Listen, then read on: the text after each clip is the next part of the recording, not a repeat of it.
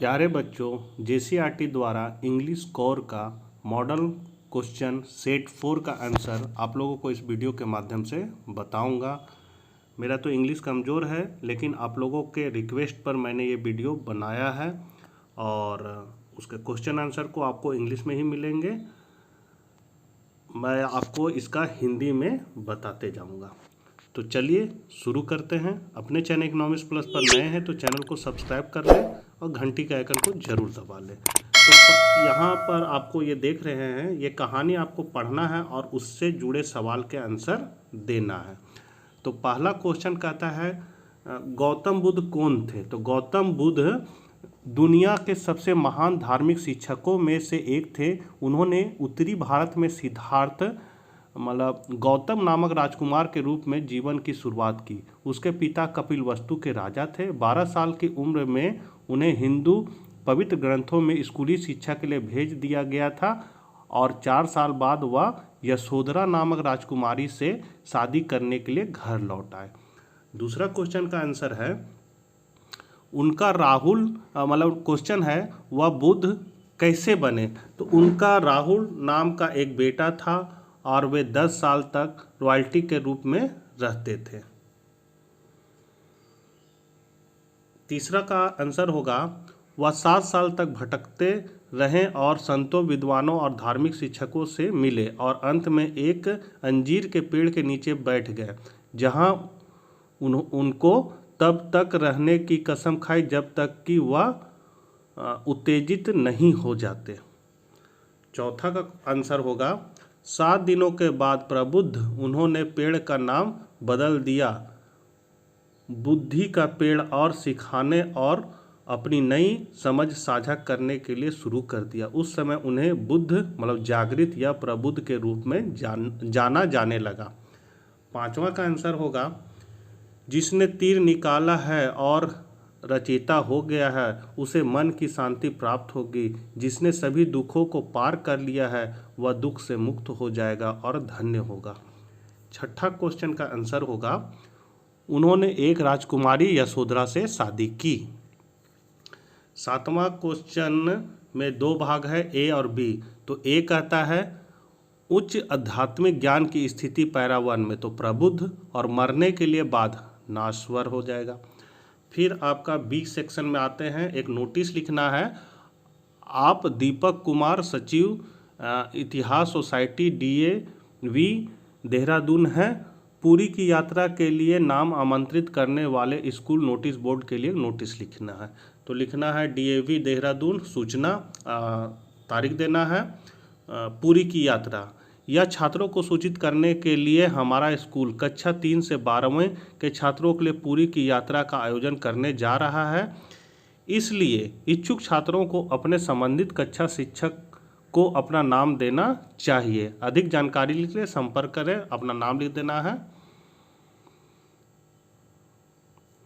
उसके बाद है आपका कुमारी हो गया है, यहाँ कुमार हो जाएगा, दीपक कुमार। उसके बाद हो जाएगा 9th नंबर क्वेश्चन है कि आप रात में बाजा के जोर से संगीत से परेशान है। टाइम्स ऑफ इंडिया के संपादक को अपनी भावनाओं को दबाने के लिए एक पत्र लिखे। तो पटेल नगर, दिल्ली, दिनांक दे देना है। संपादक the times of India, Delhi. विषय रात में खेला जोर से म्यूजिक के कारण, उपद्रव के कारण। महोदय, आपके सम्मानित दैनिक के माध्यम से दैनिक जागरण के माध्यम से मैं रात में तेज संगीत के कारण होने वाली गड़बड़ी की ओर संबंधित अधिकारियों का ध्यान आकर्षित करना चाहता हूं। वे दिन के साथ साथ रात के दौरान अंधाधुंध उपयोग किए जा रहे हैं। वे सामाजिक, धार्मिक और अन्य कार्यों के सभी प्रकार के उपयोग किए जाते हैं। गरीब छात्र सबसे ज़्यादा पीड़ित है। हमें अपने अध्ययन पर इतना शोर के साथ ध्यान केंद्रित करना मुश्किल लगता है। लाउड स्पीकर का शोर बहुत परेशान और हानिकारक है। ध्वनि प्रदूषण भी वायु और जल प्रदूषण की तरह हानिकारक है।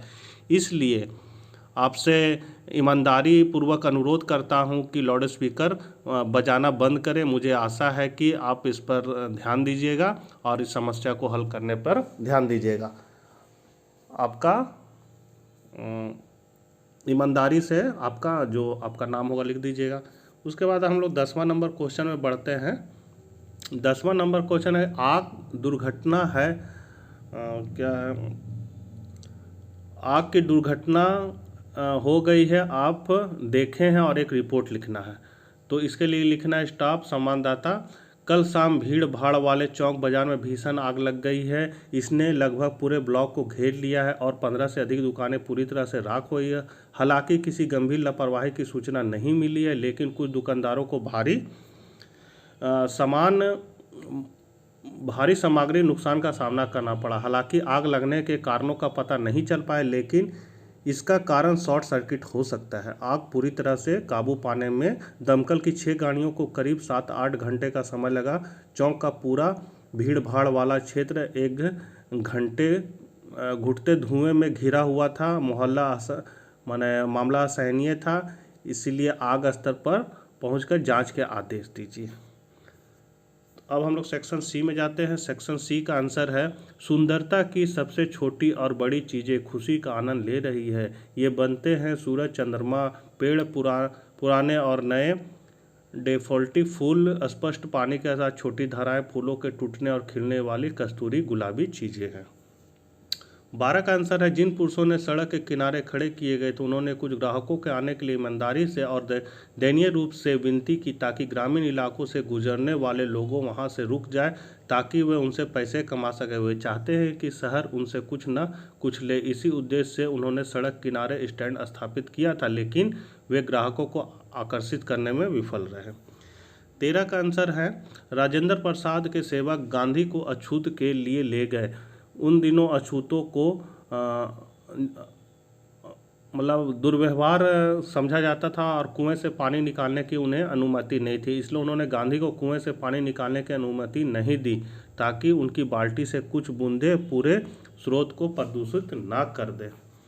14 नंबर क्वेश्चन का आंसर है सोफी की पहली पसंद बुटीक लेना था। अगर वह इसके लिए पैसे नहीं जुटा सकती थी तो वह एक प्रबंधक होगी। उसके लिए अगला विकल्प एक अभिनेत्री या फैशन डिजाइनर बनना था। यह सबसे अधिक संभावना थी कि दोनों लड़कियों को स्कूल के बाद बुटीक होने के लिए काम मिलेगा। 15 का आंसर है छोटे चूहे जाल बेचने का व्यवसाय लाभदायक नहीं था, इसलिए पेडलर को शरीर और आत्मा को एक साथ रखने के लिए भीख मांगने और छोटी छोटी चोरियां दोनों का सहारा लेना पड़ा। उसके कपड़े चिथड़ों में थे, उसके गाल धसे हुए थे और उसकी आंखों में भूख चमक रही थी। उसी तरह 16 का आंसर है रोजर स्कंक एक छोटा सा जानवर था, उसे पूरी तरह से बदबू आ रही थी। इसने अन्य जानवरों को उससे हाथ की लंबाई में रखने के लिए बनाया। कोई भी उसके साथ खेलना या उसके साथ दोस्ती करना पसंद नहीं करेगा। उसे अलग कर दिया गया था एवं अन्य जानवरों के उदासीन रवैये के पर वह बहुत दुखी और व्यथित था। उसकी आंखों से आंसू लुढ़क गए। 17 का आंसर है मिस्टर मेम्ब्रे एक बूढ़ा आदमी था। उन्होंने एक बम विस्फोट में अपना एक पैर खो दिया था। जब उन्होंने सेना में काम किया था, उसका एक टीन का पैर था। वह एक बड़े घर में रहता तो उसके वह छोटा सा बगीचा था। डेयरी अपने बेटे चोरी करने पर एप्पल्स लेने के लिए नहीं हो पाता था। वह उस जगह को पसंद करता था और चीज़ें जो कोई उसके अंदर नहीं आती हो बगीचे की दीवार को चुपके से स्केल करके मेमरे के बगीचे में प्रवेश कराता था। डी सेक्शन का है मतलब 18 क्वेश्चन है। ब्रिटिश जमींदारों ने सभी किराएदारों जो भारतीय थे को नील के साथ अपनी बोल्डिंग का 3/20 या 15% लाने और पूरी नील फसल को किराए के रूप में आत्मसमर्पण करने के लिए मजबूर किया था। जब जर्मनी ने सिंथेटिक इंडिगो विकसित किया और जमींदारों को उसका पता चला तो उन्होंने बटाईदारों से समझौते प्राप्त किए ताकि उन्हें 15% व्यवस्था में रिहा होने के लिए मुआवजे का भुगतान किया जा सके। सिंथेटिक इंडिगो के विकास के कारण प्राकृतिक नील की कीमतों में भारी गिरावट आई। नतीजतन किसान अपना पैसा वापस चाहते थे। और लास्ट क्वेश्चन है जब बामा 3री कक्षा में था, एक दिन स्कूल से लौटते समय उसने एक बड़े आदमी को एक छोटी सी जेब ले जाते हुए देखा जिसमें कुछ खाने की चीज़ें थे। वह पैकेट को बिना छुए उसके तारों से पकड़ता है और उसे मकान मालिक को तक बढ़ा देता है, जिसने उसे खोला और खाना शुरू किया। उसने सोचा कि यह कुछ मज़ेदार था, लेकिन अन्यान ने उसे बताया कि वह आदमी एक नीची जाति से था, जिसके कारण वह भोजन के पैकेट को छू नहीं सकता था। तो बच्चों, जैसे तैसे मैंने आपको बता दिया है, लेकिन ये सब आंसर सही है। आप लोग बढ़िया से नोट कर लीजिए, याद कीजिए। मिलते हैं नेक्स्ट वीडियो में। Bye bye.